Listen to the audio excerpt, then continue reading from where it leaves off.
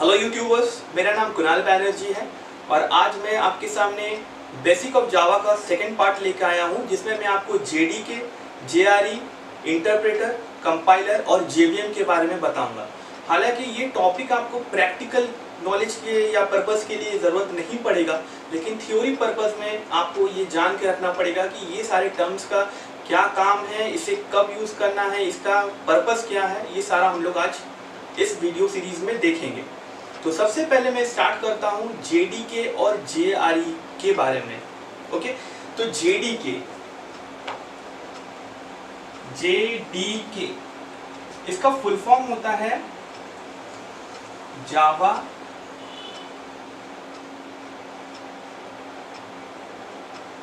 Development kit. ये Java development kit होता है जेडीके, यानी कि आप जब भी जावा प्रोग्राम को रन करना चाहते हैं, अगर आप डेवलपर हैं तो आपको जेडीके का यूज़ करना ही है, क्योंकि आप इसको पढ़ के देख सकते हैं। इसमें लिखा हुआ है कि जावा डेवलपमेंट किट, यानी कि अगर मैं जावा प्रोग्राम को डेवलप कर रहा हूँ तो जाहिर सा बात है मेरे को जेडीके का ज़रूरत पड़ेगा। अगर जेडीके इंस्टॉल नहीं होगा तो आप कोई भी प्रोग्राम को एग्जीक्यूट नहीं कर पाएंगे, रन नहीं कर पाएंगे। तो इसलिए जेडीके जो होता है, इसका फुल फॉर्म होता है जावा डेवलपमेंट किट। ये बेसिकली डेवलपर लोग यूज़ करता है। जेडीके में होता क्या है, जेडीके के अंदर आपका लाइब्रेरीज होता है, कंपाइलर्स होता है, इंटरप्रेटर होता है, आर्चीव्स होता है और सारा पैकेजेस वगैरह होता है जो कि नेसेसरी है डेवलपमेंट के लिए। यानी कि अगर एक डेवलपर कोई प्रोजेक्ट पे काम कर रहा है या कोई सॉफ्टवेयर को डेवलप कर रहा है तो नेसेसरी फाइल्स, उसके साथ रिलेटेड हर एक पैकेजेस, लाइब्रेरीज, ये सारा चीज़ जेडीके के अंदर होता है।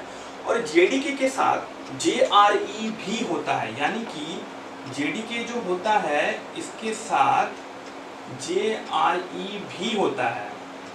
ये पूरा एक पैकेज होता है जेआरई। ये जेआरई का मतलब क्या है, जेआरई यानी कि जावा रन टाइम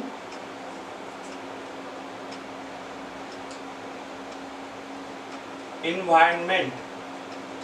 जावा रन टाइम इन्वायरमेंट, इसका काम क्या है? देखिए, जेडीके जो होता है जावा डेवलपमेंट किट है, यानी कि अगर मैं एक डेवलपर हूँ, अगर मैं एक जावा का प्रोग्राम बना रहा हूँ तो इट्स ओके कि मेरे पास सारा फाइल्स, लाइब्रेरी फाइल्स, पैकेजेस होना नेसेसरी है, नहीं तो मैं बना नहीं पाऊंगा। लेकिन बन जाने के बाद मेरे को वो सॉफ्टवेयर को एग्जीक्यूट भी करना है। अगर मैं क्लाइंट से एक प्रोजेक्ट उठाया हूँ और मेरे को अगर एक सॉफ्टवेयर डेवलप करना है तो जाहिर सा बात है कि मैं उस सॉफ्टवेयर को बनाने के बाद अपने सिस्टम पे उसको रन करूँगा। बिना रन किए मैं उसको क्लाइंट को दे नहीं सकता।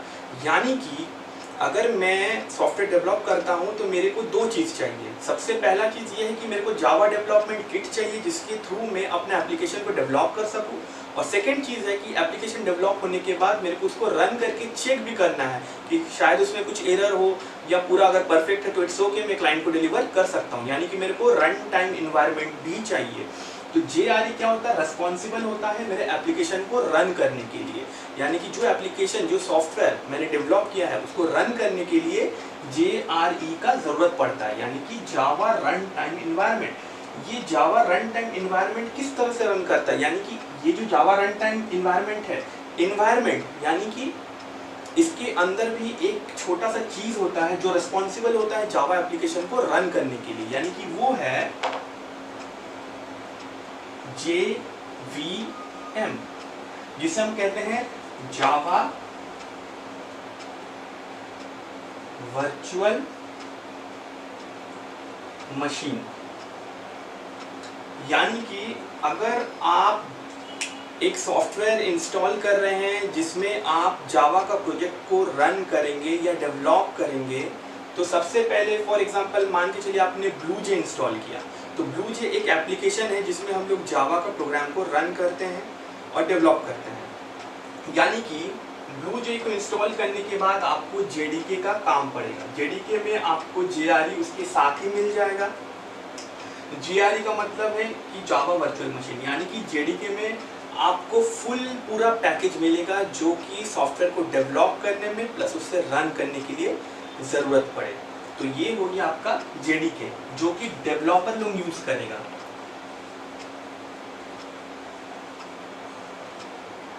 जो डेवलप कर रहा है यानी कि जो सॉफ्टवेयर बना रहा है उसको जेडीके का काम आएगा। बिना जेडीके का वो सॉफ्टवेयर को डेवलप नहीं कर सकता है। चलिए मान लीजिए अब मैंने डेवलप कर दिया, एक सॉफ्टवेयर मैंने बना दिया, वो चेक भी कर लिया, वो रन भी हो रहा है। अब अगर मैं उसको क्लाइंट को डिलीवर करता हूँ तो अब आप सोचिए, तो क्या मेरे को जेडीके चाहिए? जेडीके का जरूरत नहीं है। क्यों? क्योंकि जेडीके का जरूरत तो डेवलपर को है जो सॉफ्टवेयर को डेवलप कर रहा है। लेकिन अगर मैं उसको क्लाइंट को देता हूँ तो क्लाइंट को जावा एप्लीकेशन रन करने के लिए उसको तो जेवीएम चाहिए, जिसे हम कहते हैं जावा वर्चुअल मशीन। अगर ये मशीन नहीं होगा तो मैं जावा का कोड को रन नहीं कर पाऊंगा। तो इसके लिए क्या है, जेडीके का एक पैकेज आता है और अलग से जेआरई का पैकेज आता है। ये जेआरई का पैकेज अलग से आता है जो कि क्लाइंट के लिए रिस्पॉन्सिबल होता है, यानी कि जिस मशीन में मेरे को मेरा डेवलप किया हुआ सॉफ्टवेयर चलाना है उसको बस हम जेआरई इंस्टॉल करके दे देंगे, जिससे हम कहते हैं जावा रन टाइम इन्वायरमेंट। अगर मैं उसको ये जावा रन टाइम इन्वायरमेंट दे देता हूँ तो उसमें जावा का कोई भी प्रोग्राम रन होगा। तो ये जेवीएम के अंदर ये जावा रन टाइम इन्वायरमेंट के अंदर बेसिकली जावा वर्चुअल मशीन होता है। जेवीएम जो होता है ये एक वर्चुअल मशीन है। अब हम इसके बारे में थोड़ा देख लेते हैं कि ये जेवीएम किस तरह से काम करता है, ये जावा प्रोग्राम किस तरह से रन करता है।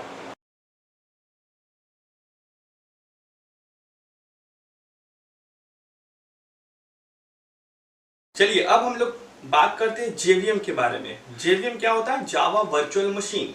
ये एक वर्चुअल मशीन है, यानी कि एक ऐसा मशीन जो फिजिकली एग्जिस्ट करता ही ना हो। ये मशीन सॉफ्टवेयर के साथ एम्बेडेड होता है, यानी कि ये सॉफ्टवेयर के साथ ही आता है। तो सबसे पहले बात करते हैं कि अगर जेवीएम को एग्जीक्यूट करना है तो हमें सबसे पहले जो नेसेसरी चीज़ है वो है सोर्स कोड। सोर्स कोड क्या होता है? एक ऐसा कोड जो हम लोग लिखते हैं कंप्यूटर की स्क्रीन पे, जो कि सिर्फ एक कोड होता है, यानी कि वो अभी तक मशीन लैंग्वेज में कन्वर्ट नहीं हुआ है। वो कोड यूजलेस है जब तक कि वो मशीन कोड में ट्रांसफर ना हो जाए। तो सोर्स कोड क्या होता है? सोर्स कोड बेसिकली एक ह्यूमन रीडेबल कोड होता है जिसे हम लोग एप्लीकेशन पे लिखते हैं। कोई भी एप्लीकेशन हो सकता है, ब्लूजे हो सकता है, या कोई नॉर्मल टेक्स्ट फाइल हो सकता है, कमांड प्रॉम्प्ट हो सकता है, जिसमें हम लोग नॉर्मली कोड को लिखते हैं। जो सिंटैक्स होता है उसको बस लिख के रखते हैं, जिसे हम लोग सोर्स कोड कहते हैं। सोर्स कोड फर्दर कन्वर्ट होता है बाइट कोड में, जो कि जावा के केस में होता है। बाकी दूसरे केस में वो डायरेक्टली मशीन कोड में ही कन्वर्ट हो जाता है थ्रू कंपाइलर या इंटरप्रेटर। तो आइए जेवीएम का इस सिस्टम को हम लोग समझते हैं कि जेवीएम किस तरह से काम करता है। सपोज आपने एक सोर्स कोड लिखा,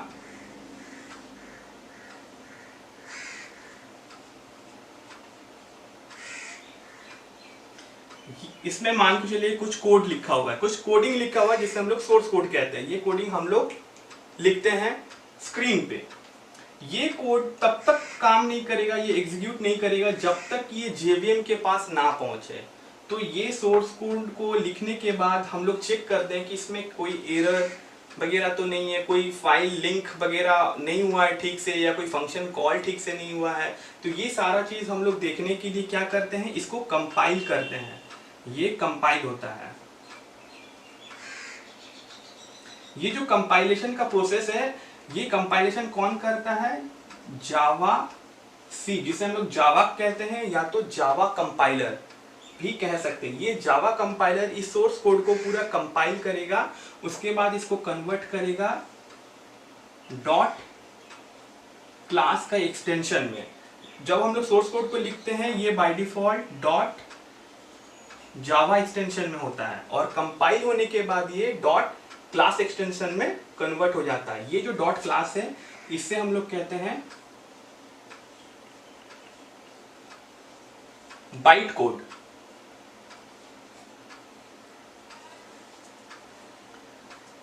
ये हमारा बाइट कोड है।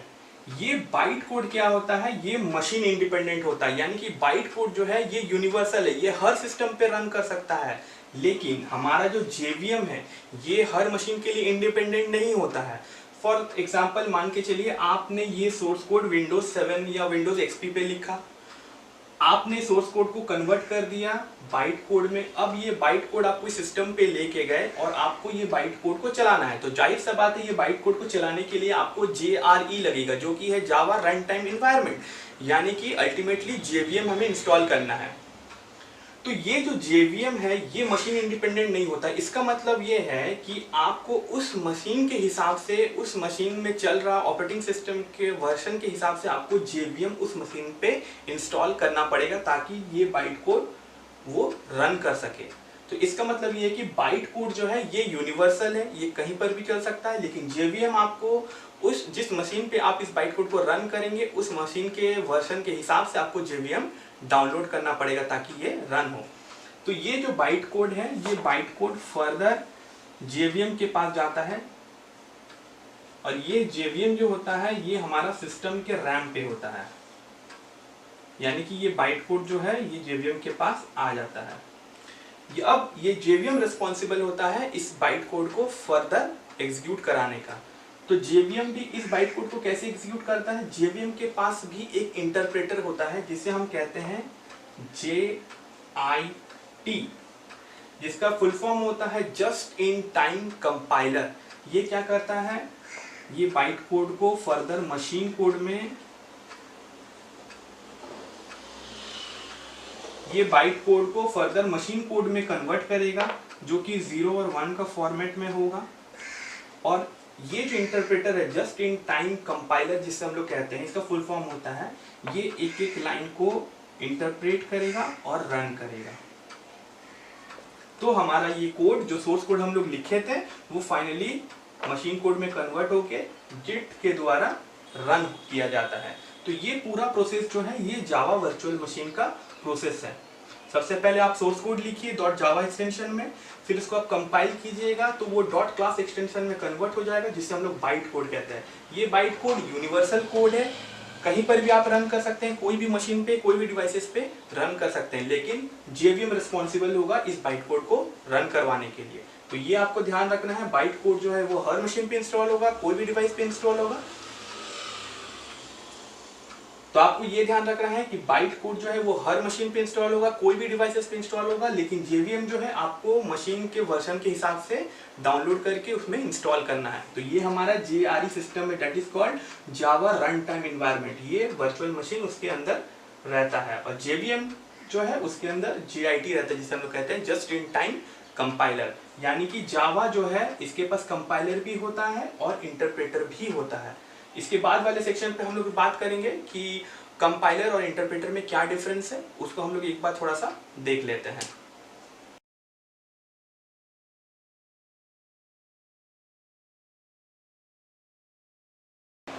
अब हम बात करते हैं इंटरप्रेटर और कंपाइलर के बारे में। देखिए, इंटरप्रेटर क्या होता है, ये खुद ब खुद अपने आप में एक प्रोग्रामिंग होता है जो कि सोर्स कोड को चेक करता है लिखने के बाद कि सारा सिंटैक्स वगैरह, सारा फंक्शन, ब्रेसेस, लाइब्रेरीज आपस में ठीक ठाक से आप लिखे हैं कि नहीं, जो कि नेसेसरी है प्रोग्राम को एग्जीक्यूट करने के लिए।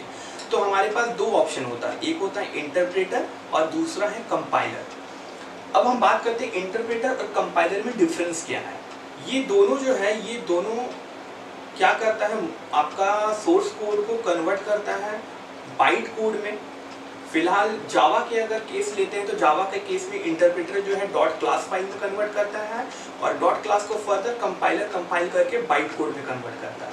यानी कि जावा का केस में अगर हम लोग देखेंगे तो इंटरप्रेटर कंपाइलर दोनों आपस में काम कर रहा है सोर्स कोड को बाइट कोड तक पहुंचाने का। तो इंटरप्रेटर क्या है, देखिए इंटरप्रेटर मतलब क्या होगा, अगर मान के चलिए मैंने एक सोर्स कोड लिखा हुआ है जिसमें मान के चलिए 5-6 लाइन मैंने लिखा हुआ, 6 लाइन का एक कोड है, हर एक में मान के चलिए कुछ ना कुछ सिंटैक्स लिखा हुआ है। अब मान के चलिए कि मेरा लाइन नंबर 2 में कुछ एरर है, 4 में कुछ एरर है और सपोज 6 में कुछ एरर है। तो मैं जब इस सोर्स कोड को इंटरप्रेट करूंगा, यानी कि चेक करूंगा कि ये ठीक है कि नहीं, या मेरा ये कोड का सिंटैक्स वगैरह सारा कुछ अकॉर्डिंगली जावा के मुताबिक है कि नहीं, तो इंटरप्रेटर क्या करेगा, फर्स्ट टाइम जब ये रन कर रहा है, इंटरप्रेटिंग कर रहा है, तो ये सबसे पहले चेक करेगा कि पहला लाइन का आपका कोड ठीक है या नहीं है। अगर ठीक है तो वो फिर दूसरा लाइन पे आएगा और उसको यहाँ पे एरर मिलेगा, तो वो यहाँ पे रुक जाएगा रुकने के बाद आपको बोलेगा कि आप इस लाइन को पहले ठीक कीजिए। तो आप क्या कीजिएगा, इस लाइन को दोबारा ठीक कीजिएगा। ठीक करने के बाद फिर इंटरप्रेटर या कंपाइलर को, आपका ब्लू जे में आपको कंपाइलर का ऑप्शन मिलेगा जो कि इंटरप्रेट करता है एक्चुअली। तो आप जैसे कंपाइलर को दबाइएगा वो फिर से इस लाइन को इंटरप्रेट करेगा, फिर इस लाइन पे आएगा, चेक करेगा, इस बार उसको ये लाइन सही मिलेगा तो वो दोबारा फिर थर्ड लाइन पे आएगा। अब वो थर्ड लाइन को चेक करेगा कि ये ठीक है कि नहीं। अगर ठीक है तो फिर ये फोर्थ लाइन पे आएगा, फोर्थ लाइन पे उसको फिर एरर मिलेगा, यानी कि वो फिर से रुकेगा, वो चेक करेगा कि आपने ये पूरा कोड ठीक से लिखा है कि नहीं। अगर नहीं लिखा है तो आपको बोलेगा कि ये कोड को ठीक कीजिए, यानी कि ये आप ठीक कीजिएगा। फिर से आपको कंपाइलर को कंपाइल करना पड़ेगा। जैसे ही कीजिएगा फिर वो line first, second, third, fourth, फिर फिफ्थ देखिएगा ठीक है, फिर सिक्स में एरर मिलेगा तो ये दोबारा आपको ठीक करना पड़ेगा। फिर से आप इंटरप्रेटिंग कीजिएगा तो फिर ये लाइन 1 से चेक करना स्टार्ट करेगा। यानी कि इंटरप्रेटर क्या करता है, लाइन बाय लाइन आपका कोड को चेक करेगा। तो ये आप देख रहे हैं कि काफ़ी स्लो प्रोसेस है, ये थोड़ा सा स्लो है, थोड़ा टाइम टेकिंग है, क्योंकि ये लाइन बाय लाइन चेक कर रहा है। तो ये काम होता है इंटरप्रेटर का, यानी कि इंटरप्रेटर आपका लाइन बाय लाइन एरर के लिए चेक करता है कि आपका प्रोग्राम में कोई एरर है या नहीं। लेकिन कंपाइलर क्या करता है, अगर ये कंपाइलर होता तो कंपाइलर क्या करता है, डायरेक्टली आपको बता देता है कि लाइन नंबर 2, 4 और 6 में आपका ये एरर है। आपको एक साथ ग्रुपिंग करके बता देता है कि लाइन नंबर 2, 4, 6 में आपका एरर है। तो ये हो गया कंपाइलर जो कि फास्ट है थोड़ा सा, क्योंकि ये एक साथ सारा एरर को बता देता है। अब आप अपने हिसाब से 2 नंबर, 4 नंबर, 6 नंबर, जिसको जैसा चाहिए आप उसको ठीक करके आप दोबारा उसको कंपाइल कर सकते हैं। तो ये आपका कंपाइलर का काम। तो कंपाइलर क्या करता है, एक साथ पूरा एरर को बता देते हैं आपके पास, पूरे ग्रुपिंग में बता देता है। और इंटरप्रेटर क्या करता है, लाइन बाय लाइन आपका एरर को चेक करता है। लेकिन मैं आपको एक चीज़ कहना चाहता हूँ कि कंपाइलर से इंटरप्रेटर ज़्यादा बेटर है, क्योंकि इंटरप्रेटर एग्जैक्टली आपको एरर बताएगा कि किस लाइन पे है, लेकिन कंपाइलर आपको एग्जैक्टली ये नहीं बताएगा कि कौन सा लाइन पे है। भले मैंने यहाँ पे लिखा आपको कि 2, 4, 6, ये छोटा प्रोग्राम के लिए सही बता देता है, लेकिन अगर आपका कोड काफ़ी ज़्यादा बड़ा है, 50 लाइन या 60 लाइन का बड़ा है, तो कभी कभी वो मिस्टेक जो है लाइन नंबर थोड़ा ऊपर नीचे कर देता है। ये एक प्रॉब्लम है कंपाइलर के साथ कि ये कभी कभी थोड़ा मिस्टेक कर देता है। लेकिन इंटरप्रेटर जो है वो आपका उसी लाइन पे रुकेगा जिस लाइन पे एरर है। तो ये थोड़ा सा स्लो है, लेकिन एग्जैक्ट काम करता है कंपाइलर में। यही एक दिक्कत है कि ये कभी कभी करता है जिससे कि आपको कभी कभी परेशानी आपका जो है बढ़ जाता है। इसलिए मैं कहूँगा कि कंपाइलर से इंटरप्रेटर बेस्ट है, लेकिन जावा जो है, जावा में इंटरप्रेटर और कंपाइलर दोनों आपस में काम करता है।